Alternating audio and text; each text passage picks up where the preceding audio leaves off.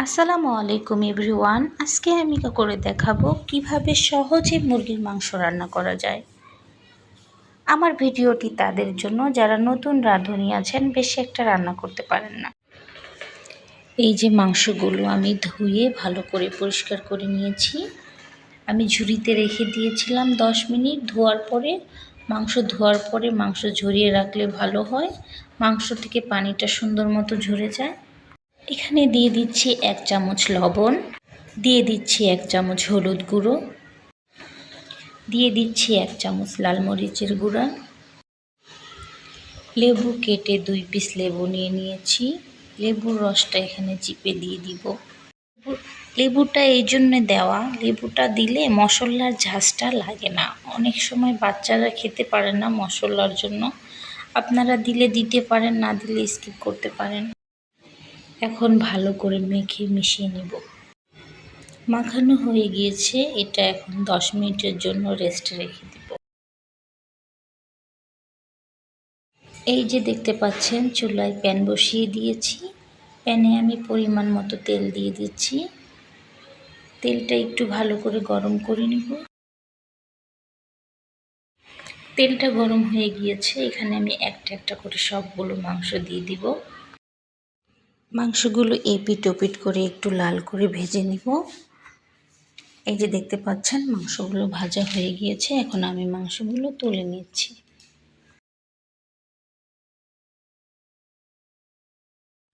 এই তেলেই আলুগুলো ভেজে নিব। এখানে আমি 2টি বড় সাইজের আলু নিয়ে নিয়েছি। আলুগুলো একটু লাল করে ভাজবো। এই যে দেখতে পাচ্ছেন, আলুগুলো ভাজা হয়ে গিয়েছে।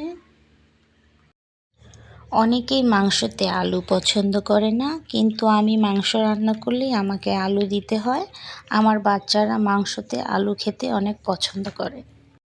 আলুটা এখন তুলে নিব। এই যে দেখতে পাচ্ছেন, আমার আলু মাংস দুইটাই ভাজা হয়ে গিয়েছে। এখন আমি চুলায় প্যান বসিয়ে দিয়েছি।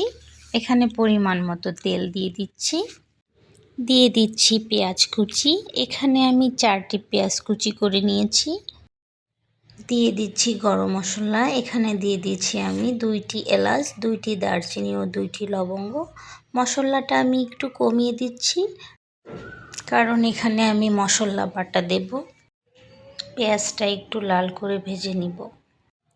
এই যে পেঁয়াজটা ভাজা হয়ে গিয়েছে, এখানে দিয়ে দিচ্ছি 1 চামচ পেঁয়াজ বাটা, দিচ্ছি 1 চামচ রসুন বাটা,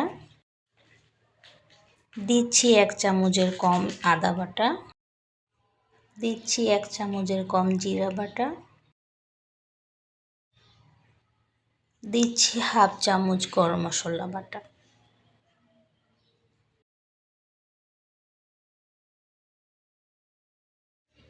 মশলাটা একটু নেড়ে চেড়ে ভেজে নিব, যেন কাঁচা গন্ধটা না থাকে।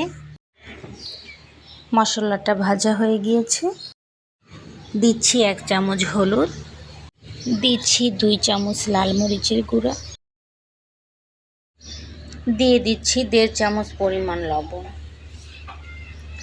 লবণটা একটু কমিয়ে দিব, রান্নার শেষে চেক করে যদি লাগে দিব, না হলে আর দিব না। মশলাটা মিশিয়ে একটু ভেজে নিব। সামান্য পানি দিয়ে দিচ্ছি। পানিতে মশলাটা নেড়ে চেড়ে 1 মিনিটের মতো কষিয়ে নিব।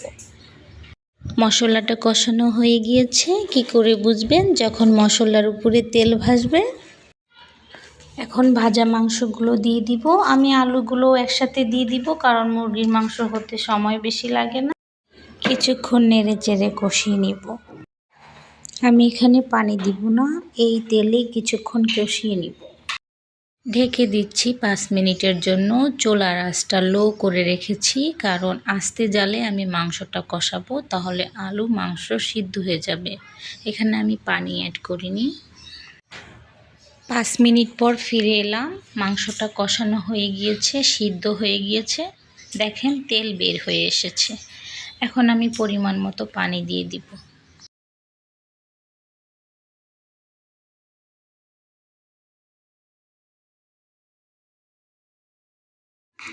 ঢেকে দিব 10 মিনিটের জন্য। চুলার আঁচটা মিডিয়াম করে দিব।